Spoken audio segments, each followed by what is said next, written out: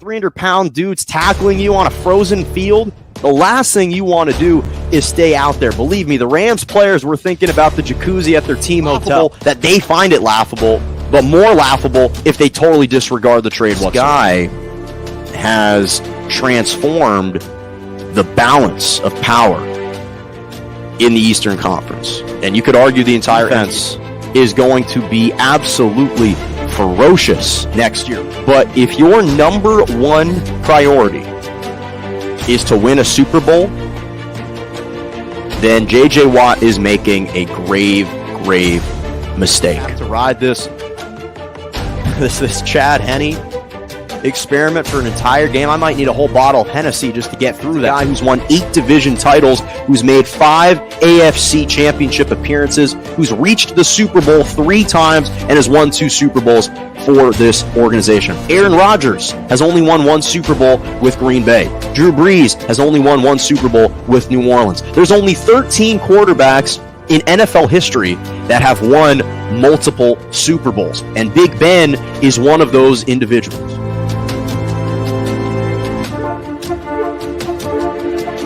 Good morning and welcome to Morning Joe right here on J&J Media Network, Facebook Live, Twitter, and on YouTube. I'm Jonah Malkin with you every single Monday and Wednesday morning, 11 a.m. to 12 p.m. Eastern Standard Time, 10 to 11 Central, and 8 to 9 a.m. Pacific. Glad to have you with us on a Wednesday morning. A lot to get into. The NBA playoffs in full swing in the second round. Some big news out of Green Bay with Aaron Rodgers, and even some news with college football potentially trying to expand to a 12-team playoff. I'm going to react to that down the end of the show. But we start with the NBA playoffs with the other team in Los Angeles. The LA Clippers and the Utah Jazz began their Game 1 second round series of the Western Conference semifinals.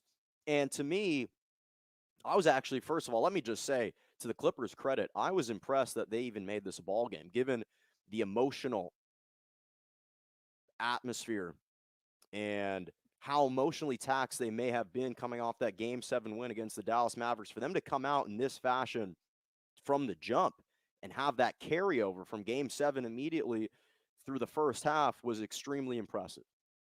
But this Utah Jazz team is kind of the epitome of an old, traditional, purist basketball team, where you've got one elite superstar, a defensive anchor, and a center in the middle, a deep team with shooters that play defense. This is a Utah Jazz team, top 4 offense in the league, top 3 defense in the league. They've got the superstar in Donovan Mitchell. They've got the anchor in the middle and the elite center in Rudy Gobert. They've got the three-point shooting with Bogdan Bogdanovic, with Royce O'Neal, the 3-and-D guys, the versatile guys. They have the sturdy captain and general in Mike Conley, the point guard who even missed last night's game. You've got the bench with Joe Ingles and Jordan Clarkson.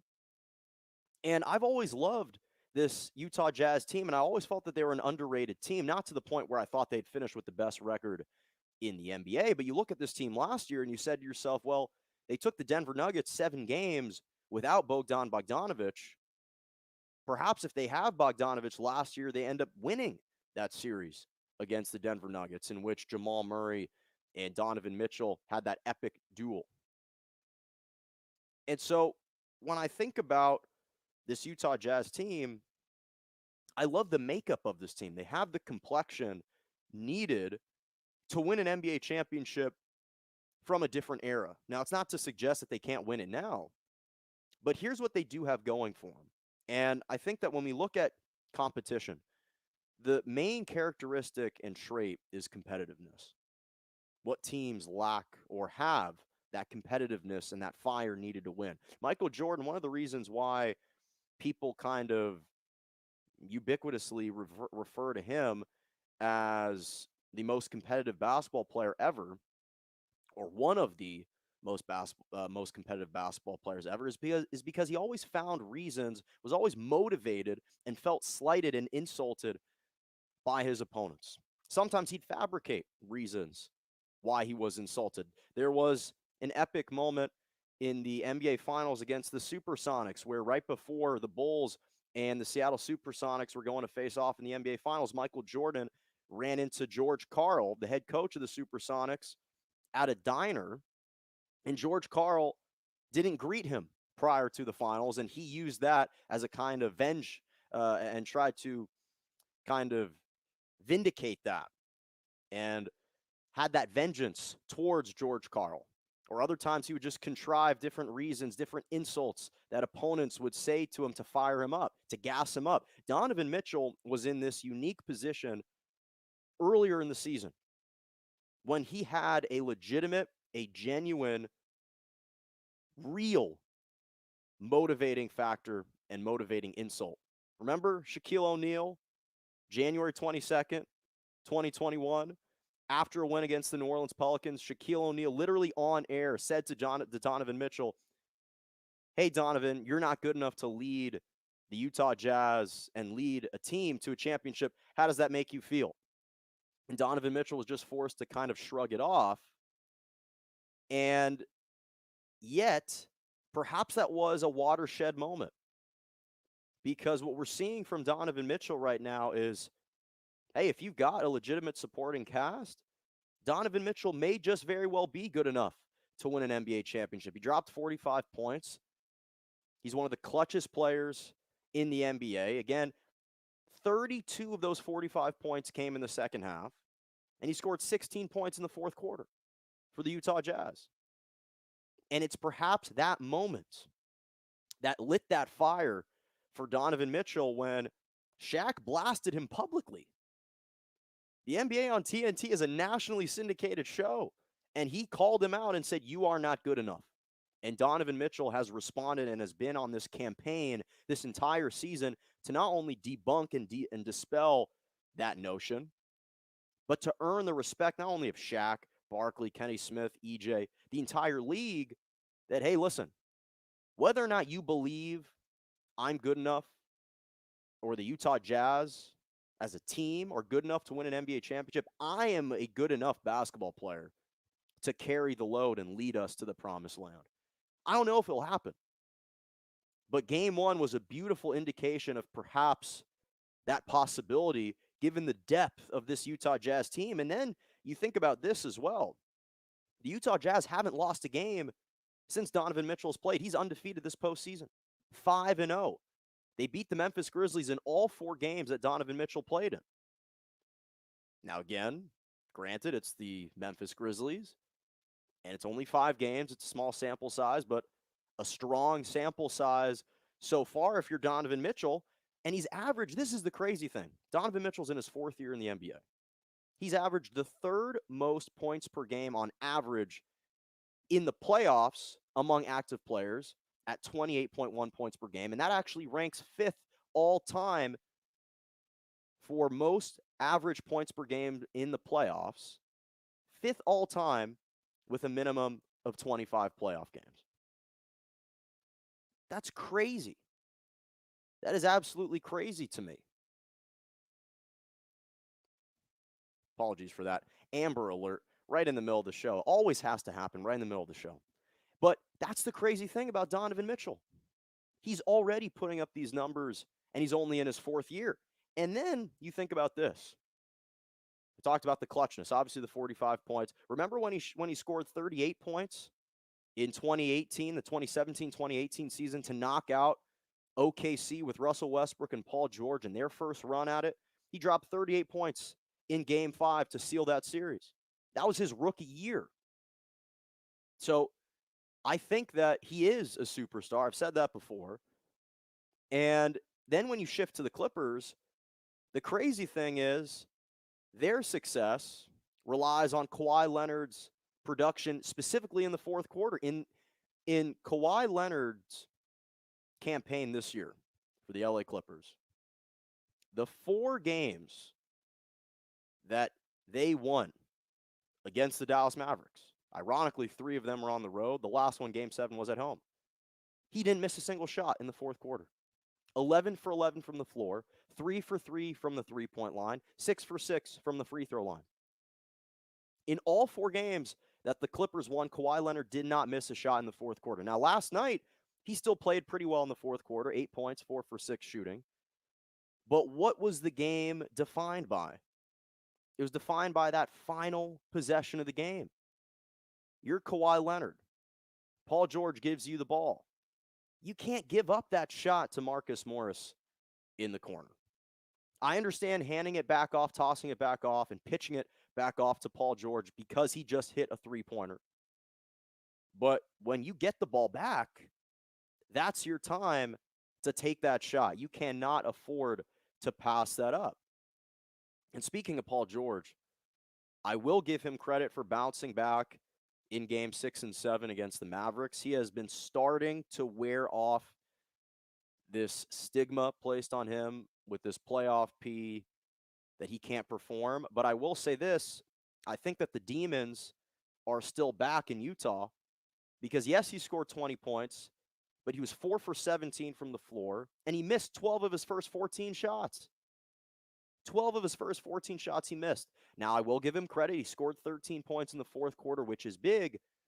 But again, something about Utah in that closeout game 3 years ago, he scored 5 points when Russell Westbrook went off for 45.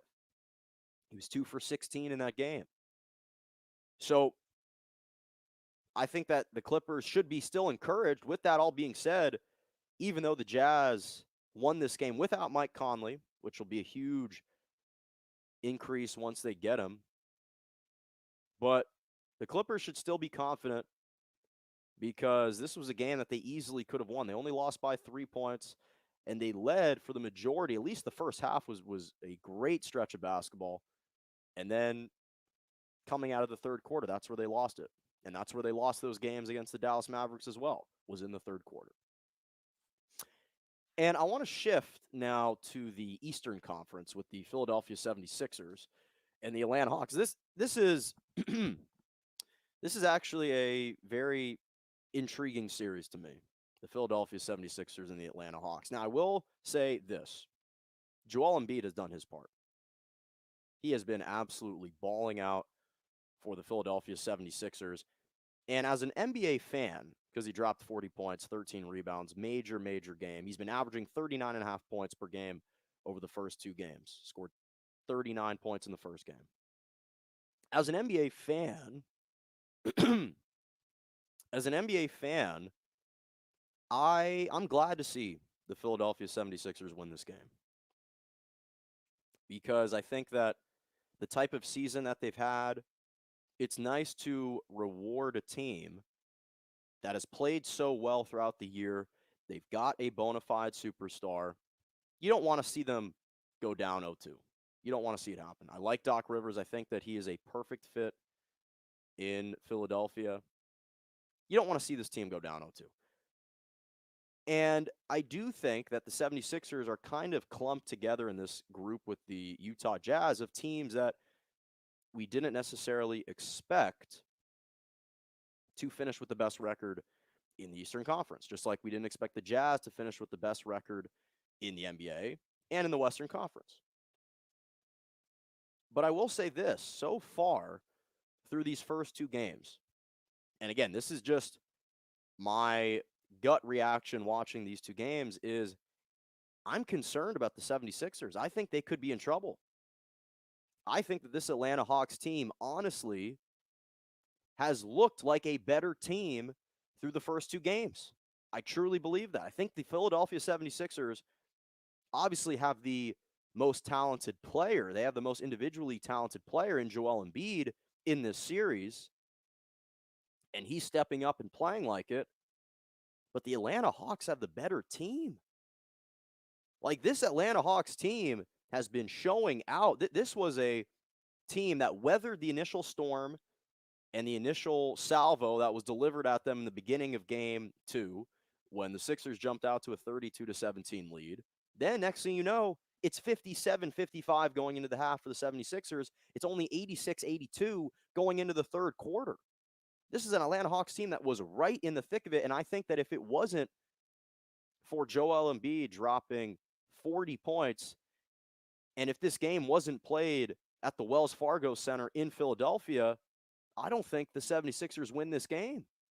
And now you got to go to the ATL, to State Farm Arena, where the Hawks blew out the Knicks in 2 straight games. Again, granted it's the Knicks. That's true. This is a different team, but the number of lethal three-point shooters that the Atlanta Hawks have, their bench is so much more productive and consistent than the 76ers bench.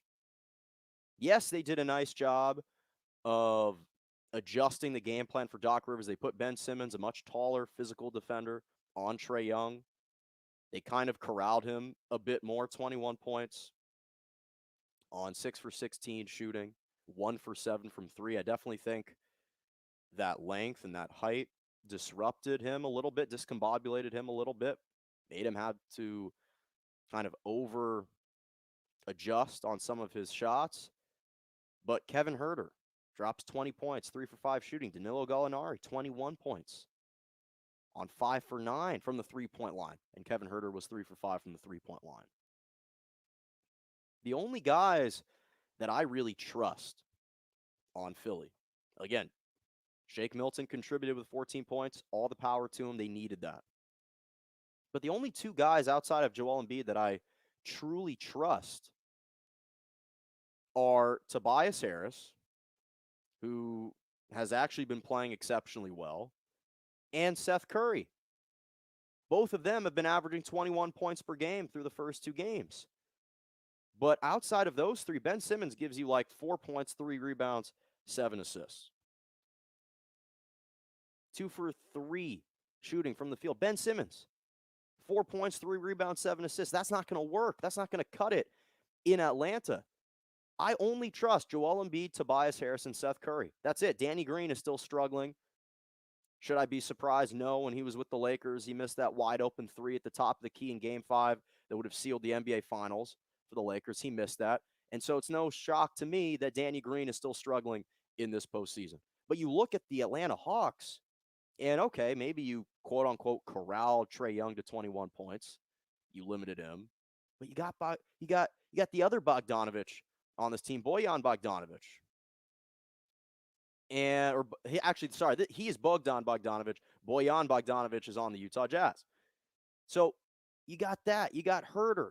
Trae Young shoots the 3 ball. DeAndre Hunter, Danilo Gallinari. This team is loaded from the 3-point line, and it's the ultimate equalizer for the Atlanta Hawks. And so I just look at the way that this game has evolved and the way that these two games have shaked out. Fortunately for Philly, yeah, they've had home court through the first two. That's why they were able to split. But if you're Atlanta, you're in a great spot right here. You did what you're supposed to do. You split. You got that split, and now you're going back to State Farm Arena. And I personally like their chances a lot. I mean, I think that the 76ers might be able to pull this out. I think they'll eke it out in 7 games. But this team is no joke. Nate McMillan has done a phenomenal job with this Atlanta Hawks team, trusting one another. Their ball movement is good. In fact, defensively, they're the number 2 rated defense in the NBA playoffs right now, the Atlanta Hawks, which is crazy to think because the 3-point percentage, yes, it's incremental and very similar between the 76ers and the Atlanta Hawks. But which shooters do you really trust more? And I'll be honest, I trust the Atlanta Hawks more. So give credit to Joel Embiid for playing like an MVP. He finished, obviously, second runner-up to Nikola Jokic.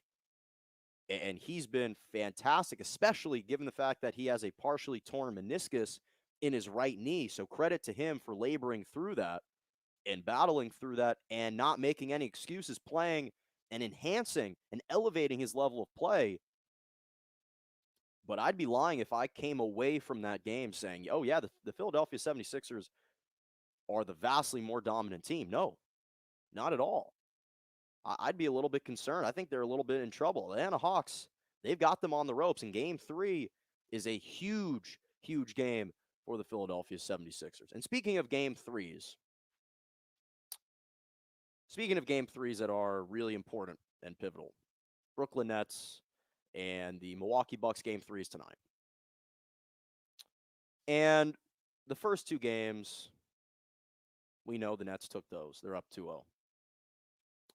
And I think if you're the Milwaukee Bucks, first of all, you have to forget Game 2. You lose 125-86. You got to forget Game 2. But I keep hearing this question, is this series over? after these first two games? And the answer is no. This series is not over. But I will say this, because I think that obviously once it shifts to Milwaukee, players play more confidently. I expect the Milwaukee Bucks to be more aggressive, especially at Pfizer Forum. I don't expect them to commit 16 turnovers, more turnovers than they had assists, which was 14 in the game. Because here's what we do know. Obviously, James Harden, we hope he gets better and he recovers from that kind of re-strained hamstring. And I know it's just the regular season, but the Milwaukee Bucks did muscle out 2 wins over the Brooklyn Nets at Pfizer Forum in the regular season. Again, granted, it's the regular season, but they had complete games. But this is why, and so for that reason and for that reason only, the confidence they'll have at home, I don't think the series is over. But this is why I did predict that the Brooklyn Nets would beat the Milwaukee Bucks. I thought it'd be in 6 games. But the reason why I didn't think the Milwaukee Bucks could win this series had nothing to do with their inability to defend at a high level. It had everything to do with the prolific offense of the Brooklyn Nets. I didn't think the Milwaukee Bucks could keep up with the scoring from the Brooklyn Nets, especially from the three-point line. And what's been the biggest issue so far with the Milwaukee Bucks? It's been their offense. They were not able to keep up with the Brooklyn Nets, especially from the three-point line in Game 2. And I think that I said this before. Everyone's been stressing to me, well, the Milwaukee Bucks, their defense is really good, and I agree that it is. Giannis Antetokounmpo is the reigning MVP, reigning Defensive Player of the Year, yada, yada, yada. I like that. But you're trying to defend against perhaps 2 of the top 5 ISO players in the league. And then you throw in James Harden, that's a third. And the other thing is, on the Brooklyn Nets, you look at their roster. Legitimately, only 3 guys on their roster can't shoot the 3-ball well. The Brooklyn Nets are shooting a playoff best as a team, 43% from the 3-point line this postseason. DeAndre Jordan, Nick Claxton, and Bruce Brown are literally the only 3 guys on the Brooklyn Nets that can't shoot the 3-ball at an efficient rate. KD, Kyrie, Harden, even if Harden's not there. Joe Harris, who leads the NBA in 3-point percentage. Landry Shamet, Luwawu Cabarrot, who hasn't even been playing. Timothy Luwawu Cabarrot. Blake Griffin, all of a sudden, has transformed himself, can shoot threes. Jeff Green can shoot threes. The Milwaukee Bucks, you look at Game 2. They struggled from the 3-point line. In fact, the game that they needed to take was Game 1. Game 1, where they lost 115-107, was the game that they should have stolen in Brooklyn, 115-107. Giannis had a monster performance like you would have expected, 34 points, 11 rebounds. He even gave you 2 3-pointers, 2 for 5 from the 3-point line. You can't ask for anything better from Giannis Antetokounmpo. But in Game 1, what does Middleton do? Middleton goes 0 for 5. Drew Holiday struggles. You have Pat Connaughton, 0 for 1. Bryn Forbes, 1 for 5. That's not going to cut it. That's not going to cut it. And I like Drew Holiday. I like Chris Middleton. I like Pat Connaughton. I like PJ Tucker. I like and Bryn Forbes. I think that they are good 3-point shooters, but they can't shoot the 3-ball at the same level as these guys. I think Dante DiVincenzo going out was a huge blow for this team, and a blow that hasn't been discussed enough. I think his impact is profound on the Milwaukee Bucks. And so the other piece of it is, let's assume, because we all assumed that this would be perhaps one of the best second-round series we were going to watch this year, this postseason. Part of that is because we expected every game to be close down the stretch, to be kind of a nip-and-tuck game and enter in the fourth quarter. Under that assumption, if you're the Brooklyn Nets, who do you go to close the game? You go to Kyrie, you go to KD. You're the Milwaukee Bucks. Who do you go to close the game? You're going to Chris Middleton. You're not going to Giannis. And I said this a couple weeks ago, and I'll say it again. Would you rather have KD or Kyrie closing versus Chris Middleton. And I know the question is, it's not as simple as that. It's not as granular as that. But that's the reality is, who do you trust more down the stretch? Assuming that both teams are playing well and it's going to be close down the stretch. Do you want KD or Chris Middleton taking the shot down the stretch for you? And that's what this game is going to come down to. That's what this series is going to come down to. Can Chris Middleton step up along with Giannis? I think Giannis, you can't absolve him of that Game 2 performance. But again, once you go back to Milwaukee, that crowd, they're not going to commit 16 turnovers. The game will be much more closely as it was, and much more competitive as it was in the regular season, especially sans James Harden, who I don't expect to play tonight, and I'm not sure if he will reappear in this series. So if the game's going to be close down the stretch, can Giannis and Chris Middleton close over KD and Kyrie? That's the question. Now, again, I think that the role players will shoot a lot better. I don't expect Milwaukee to shoot 30% from the three-point line again in Game 3 at home like they did in Game 2. But is that going to be enough? I think that they are good enough. I think that pride will kick in. I think that they have enough pride and enough confidence at home to win at least one or two more games. I do. I do believe that. But beyond one or two more games, I just don't see it. I said this is why I thought the Brooklyn Nets would win in 6. It might not even go 6 games, because Milwaukee's going to have to shoot from the three-point line at least 38% to give themselves a chance. I mean, this is why the Nets are so difficult to beat, is because their offense is so prolific. It's not just that they score a bunch of points, it's that it puts pressure on your opposing offense to keep up with them. That's what makes them so difficult. That's the biggest impediment to the Milwaukee Bucks. Can you score enough? It's hard to fathom that would be the strategy you need to employ. It's not, okay, let's try and defend these guys, which obviously you try to do. Can you score enough? Can you shoot from the outside at a consistent enough level to keep up with this team?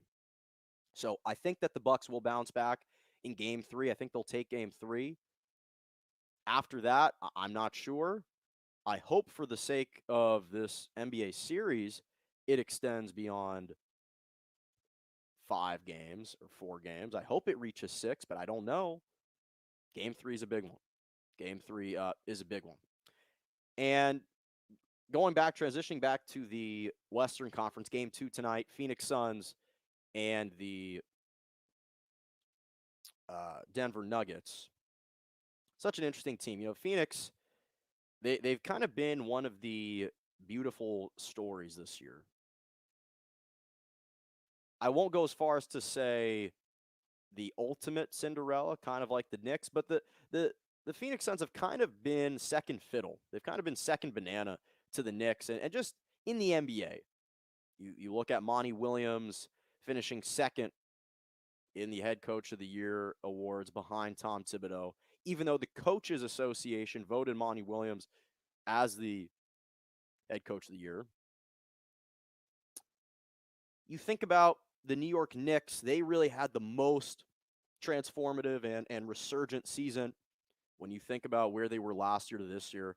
Phoenix Suns were kind of viewed as the second team that made the biggest leap from a season ago. Chris Paul finishes 5th in the MVP voting, so still top 5, but doesn't end up winning the award. And yet, what this Game 1 revealed, first of all, is who the true MVP is for the Phoenix Suns. Who the true MVP is for the Phoenix Suns. And that player is Chris Paul. It's not just the 21 points, 6 rebounds, 11 assists. But you look at this Phoenix Suns team and you say, who would they be without Chris Paul? Well, we know what they would be without Chris Paul. They were a team that was barely scratching the surface of the playoffs last year. They finished in the 9th seed. As the 9th seed.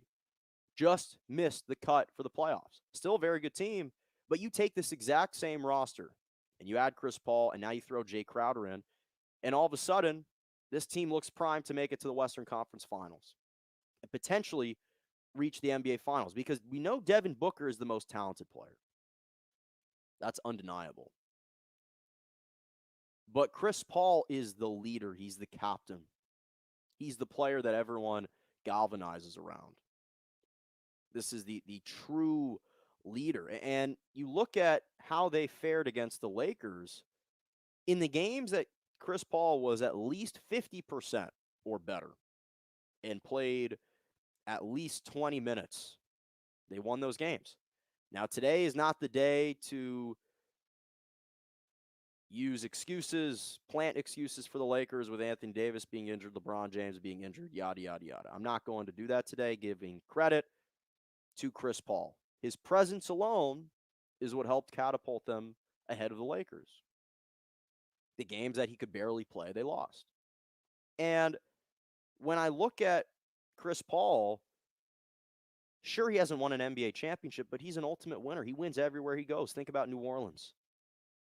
What the New Orleans Hornets at the time that he was playing there, what they were before they drafted him. They ended up reaching the playoffs a couple years with him. Then he goes to the Clippers. He resuscitates and adds relevancy to the Clippers. Goes to Houston, leads them, brings them within one game of an NBA Finals, on the precipice of reaching the NBA Finals. Then in OKC, a team that had no business reaching the NBA playoffs, he leads them to the postseason. And he helps lead them to a Game 7 in a season in which they were trying to tank. He leads them to a Game 7 and nearly beat the Houston Rockets in the first round.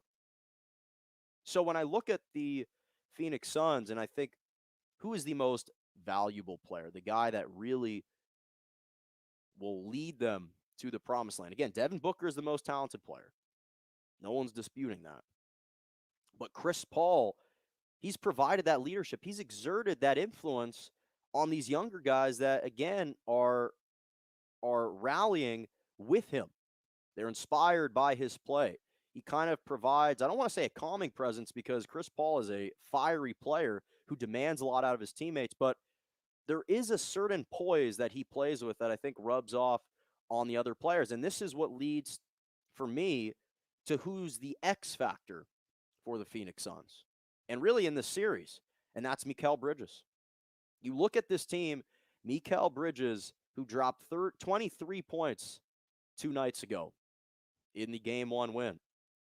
This is a guy who's averaging 11 points per game on 40.5% shooting from the three-point line. He is that stereotypical, and that prototypical, rather, 3-and-D guy, a versatile 6'6" wing defender who can shoot the three ball in an efficient clip. Because when he scores in double digits, this team doesn't lose. In the 4 wins against the Lakers, Mikal Bridges scored over double digits. All 4 of those games they won. The 2 games that they lost, he scored 6 points in single digits. They lost both of them. And obviously, the Phoenix Suns are an extremely deep team, so I can understand why someone would think it's a little bit far-fetched to suggest that it's merely Mikal Bridges that's the X factor for the Phoenix Suns. But the reality is, because, yes, I get it, they're deep.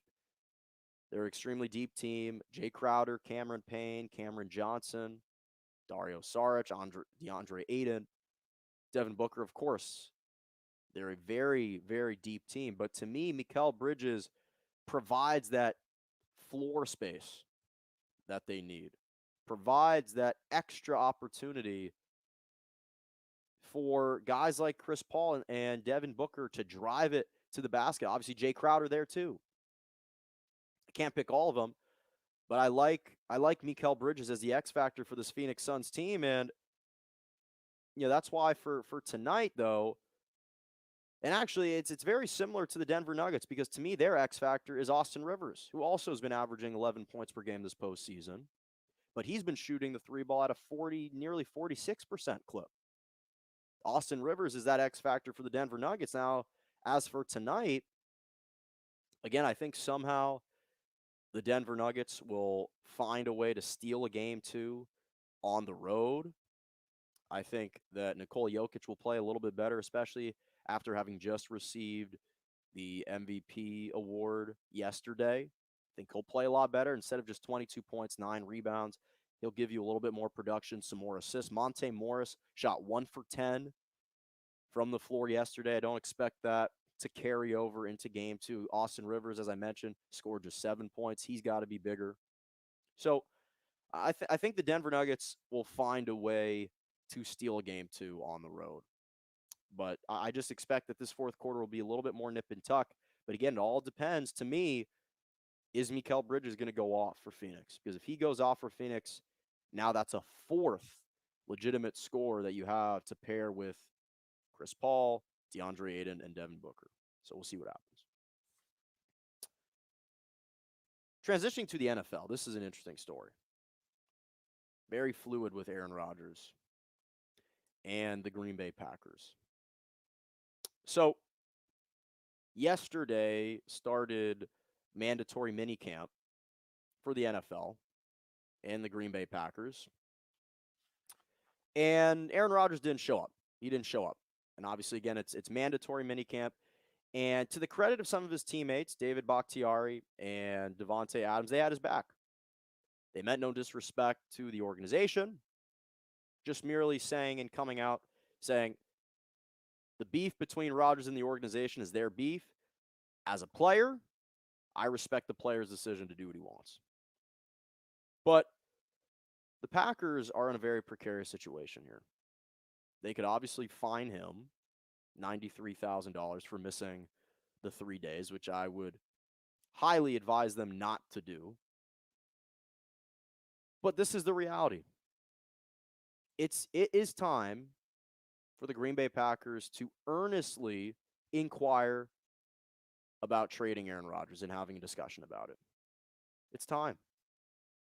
Because what Aaron Rodgers is showing you is he has dug into his position that he means business. He really is going to abide by this ultimatum that he has heaped onto the organization that, hey, if you don't fire your GM, I want out of here. And the fact that he's being so resolute about this, so steadfast on this position, that he's not acquiescing up to this point, I think it's time for them to seriously consider trading him. I don't think they were ever really having earnest discussions about trading him. I think they have to now. Because this is the reality. I don't want to hear these arguments about, well, it's just the mini camp and Aaron Rodgers is coming off a season in which he won the MVP. This is more time in the offseason to relax, to get healthier. I don't want to hear any of that BS. Because the reality is that's never stopped him from showing up to these mini camps before. This is the first time in Aaron Rodgers' career that he has skipped the mandatory minicamp in June. Yes, I know he's 36 or 37 or whatever. This is the first time in his career that he's missed that. The first time in his career. Tom Brady, who just won the Super Bowl, just won Super Bowl MVP, is showing up to this. Now, I'm not comparing Tom Brady. I know that it is unfair to compare his work ethic to that of every single other player that doesn't do anything. But I bring it up to highlight this is a guy who has shown an inability to be complacent, regardless of how much success. This is about desiring, this is not only about deep passion for the game, but an ultimate desire to get better every single day. That's why Tom Brady shows up. Aaron Rodgers doesn't have to follow that. It's okay. But he's making his position extremely clear to the Green Bay Packers. Listen, if you don't fire Brian Gutekunst, I want out. It's as simple as that. And the fact that he's been so resolute in this position and he has been really firm and unflexible with this at this point in the offseason.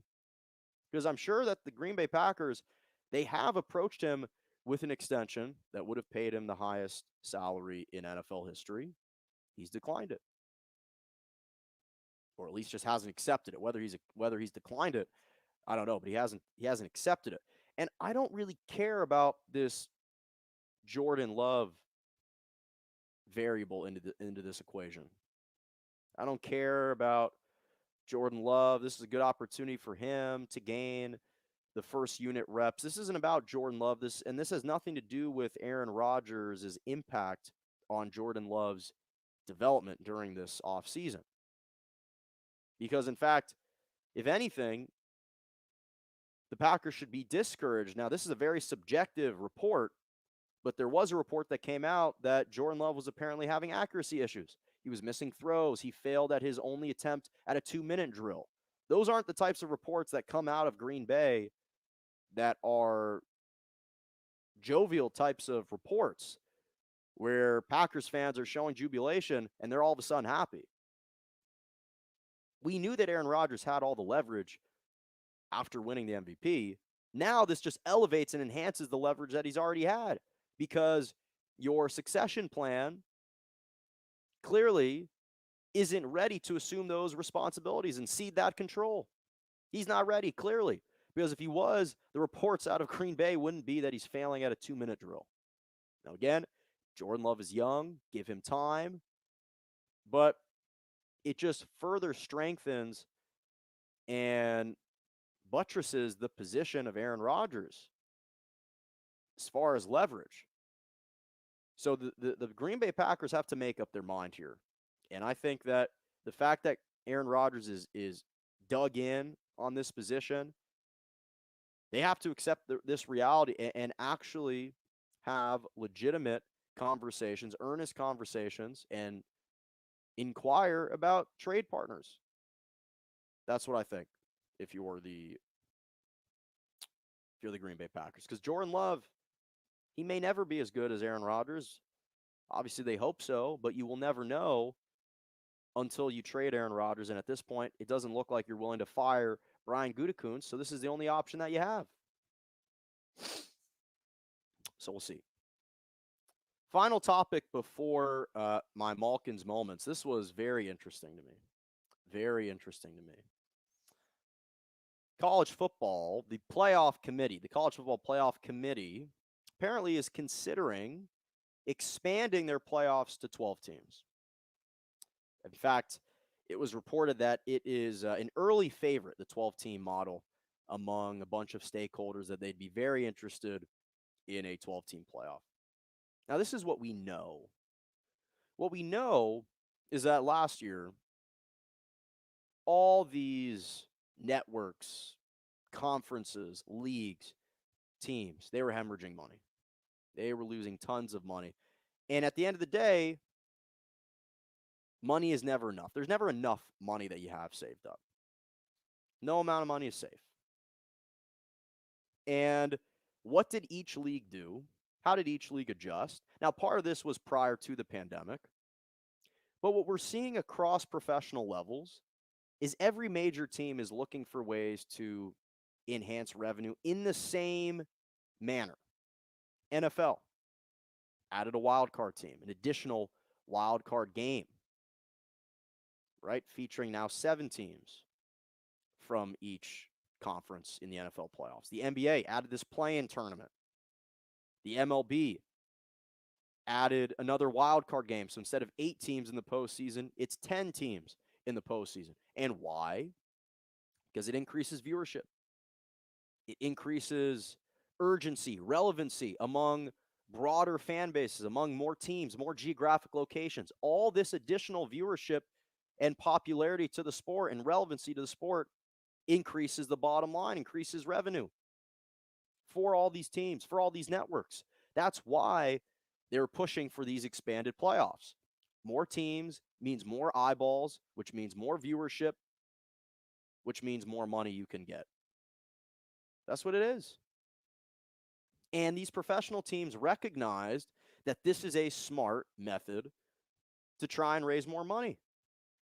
Because if you provide an additional incentive for some of these other teams that otherwise would be bottom feeders and would be irrelevant midway through the season, now you give them one last chance, and that's perhaps an additional 3 or 4, maybe 5 or 6 fan bases that are continuing to check in on their teams, continuing to watch the teams to see how they're performing, to see if they'll reach that spot. Now that's extra eyeballs, that's extra viewership and money. And the College Football Playoff Committee, they recognize that. They're seeing the type of model that's been employed by these professional teams, and they say, why can't we do that? So that's why initially they changed from the BCS championship structure of only 2 teams to the college football playoff. You add 4 teams all competing for a chance to win a national title. But this is why college football is attempting to do this. Right? Obviously, we know they want to augment popularity and viewership and make more money. We know that. And we look at the NCAA tournament, and there's a reason why it's one of the most captivating sporting events in the calendar year. Perhaps, if not the most captivating sporting event in the year, is because you have all these Cinderella, underdogs, random, overlooked, afterthought programs that are competing in a single elimination format against some of these blue blood teams in a single elimination format with an opportunity to knock them off and upset these major blue blood programs. And so you start to include all of these new fan bases from all these new geographic locations into the mix, into the fold. So the College Football Playoff is saying, listen, we're already increasing intrigue and excitement, adding levels of excitement to each conference with this 4-team playoff. Why don't we expand?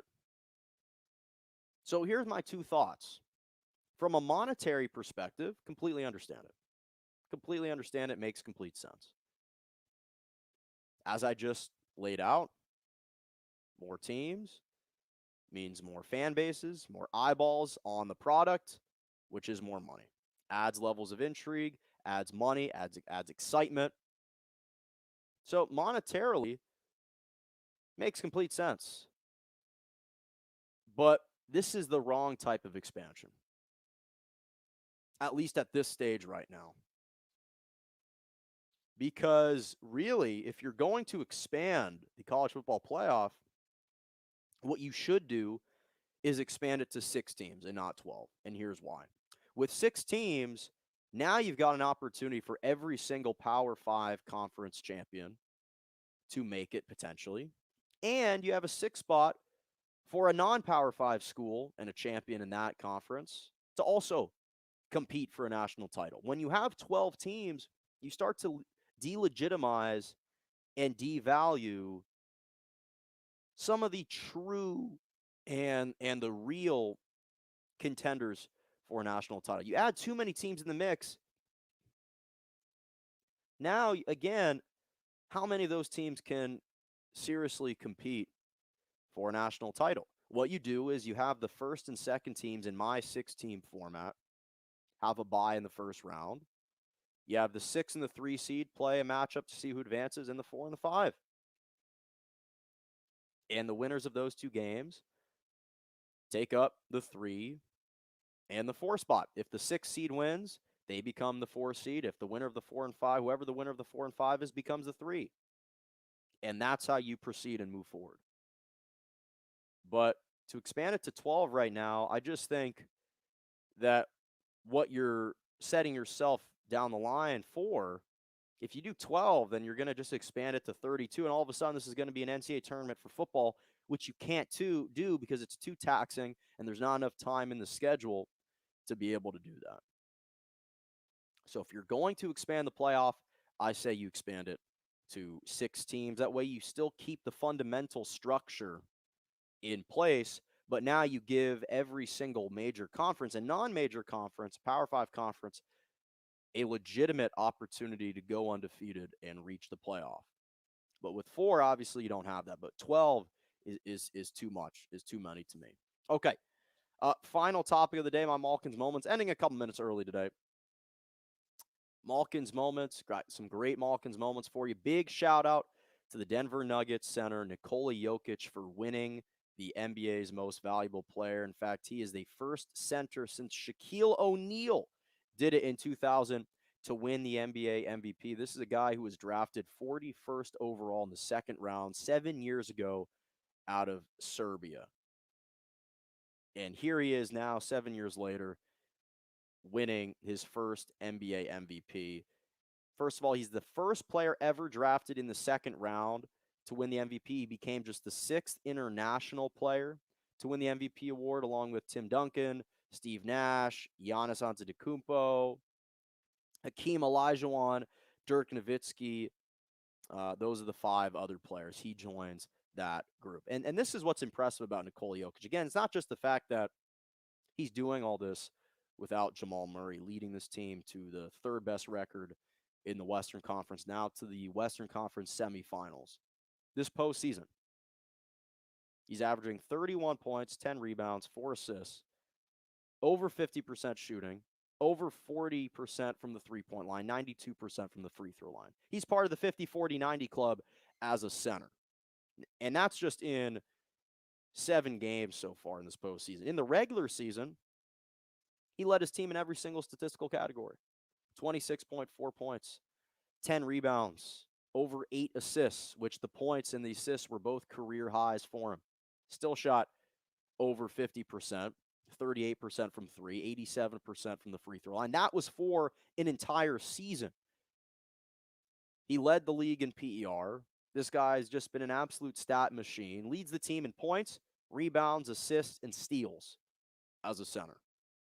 He's been absolutely sensational all year, and he's just a very likable guy. That's the thing about Nikola Jokic is he's such a joy to watch. He shows so much humility.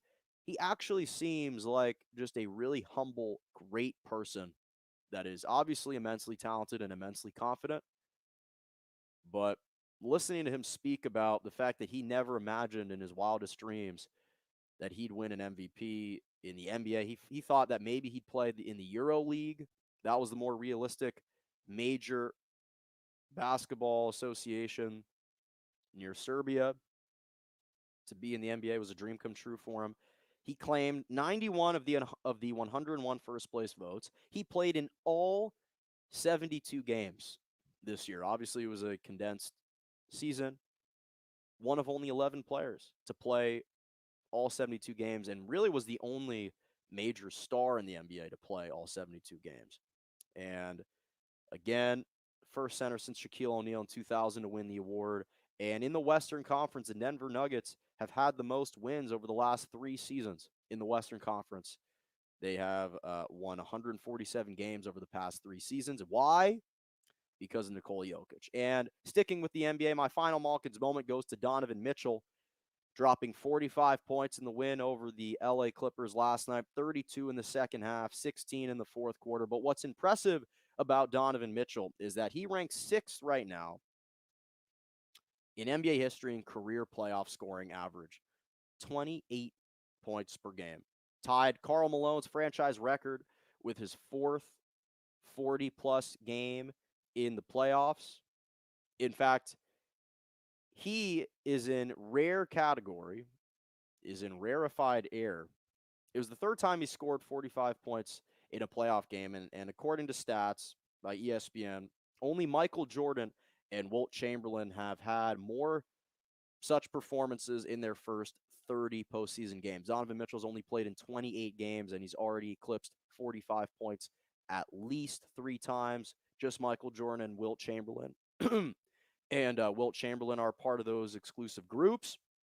It also marked the 3rd time that Donovan Mitchell has scored 30 or more points in a half in the postseason, which matches Allen Iverson for the most in the NBA over the past 25 years. So major shout out to those 2 guys.